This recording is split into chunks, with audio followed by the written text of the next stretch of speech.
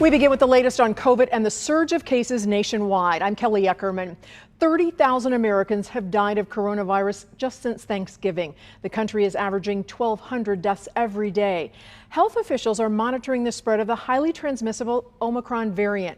It's now in every state, roughly 3 weeks after first being identified here in the U.S.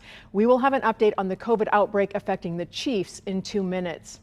2 monoclonal antibody treatments might not work against the Omicron variant. The federal government is now suspending their distribution. KMBC 9's investigative reporter Matt Fleener talked to the CEO of Excelsior Springs Hospital about the supply and demand for those treatments up to this point. Over the past few weeks, it's become hard to find the monoclonal antibody treatments that may work against the Omicron variant. We're doing a great service here of being able to have folks just come through the drive-thru. At Excelsior Springs Hospital, demand for drive-thru testing before the holidays has remained strong.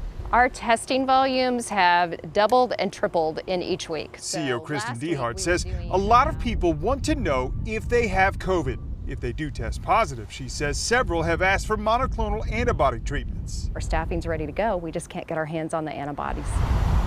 Demand has remained very strong at several hospitals around Missouri and Kansas, but supply was complicated Thursday as the federal government paused shipments of the main monoclonal treatments so far in the pandemic, saying they're unlikely to be effective against the Omicron variant, leaving just one. There's only one monoclonal antibody that we have currently that's going to work against Omicron. It's new and it's in very short supply. Hospitals on both sides of the state line now adjusting to the news as people wait for news on what's next. Still highly encouraging everybody to be vaccinated and boosted if possible. Matt Fleener, KMBC 9 News. Missouri is still fulfilling orders for various COVID treatments. That's according to a health department spokesperson. We have not heard back from the state of Kansas. The FDA is authorizing a second pill to treat COVID. The agency says Merck's pill can be used to treat mild to moderate symptoms in adults. The goal is for people to take the oral treatment at home before they get sick enough to be hospitalized. Merck has reached a deal to supply the federal government with 3.1 million courses of the drug. A pill by Pfizer was approved by the FDA Wednesday. Some Chiefs players are being activated from the COVID list ahead of Sunday's game. KMBC 9's Len Jennings is live now at Arrowhead. And Len, it was just days ago the team had 13 players out with COVID.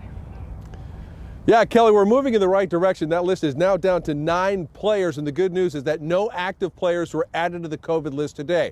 Now, the 2 latest players to come off that COVID list was Chris Jones, who was named to the Pro Bowl roster yesterday, and Charvarius Ward. 2 other players were taken off that list yesterday, wide receiver Josh Gordon and linebacker Willie Gay, but there's still plenty of players on that COVID list with the Kansas City Chiefs, and they are questionable return for the final home game of the year, and they include Pro Bowlers Tyreek Hill and Travis Kelce. Now, these players could also miss the game. You got Harrison Butker, Rashad Fenton, Blake Bell, Lucas Niang, Nick Bolton, the rookie out of Mizzou, Armani Watts, and Kyle Long. Here's the team's offensive coordinator, Eric Bieniemy, on the next man-up philosophy. When it's all said and done with, it's still the Pittsburgh Steelers. We got to go out there and play at a high level, regardless who's out there. Hell, I might take a snap. May not be good, but I'll take a snap. Now, head coach Andy Reid told us yesterday that he has not gotten anywhere from the NFL about the possibility of moving this game on Sunday. So as of right now, they're kicking off here at Arrowhead at 3:25 on Sunday afternoon. And of course, if the Kansas City Chiefs win on Sunday, they clinch a playoff spot. Reporting live from Arrowhead, I'm Len Jennings for KMBC 9 News.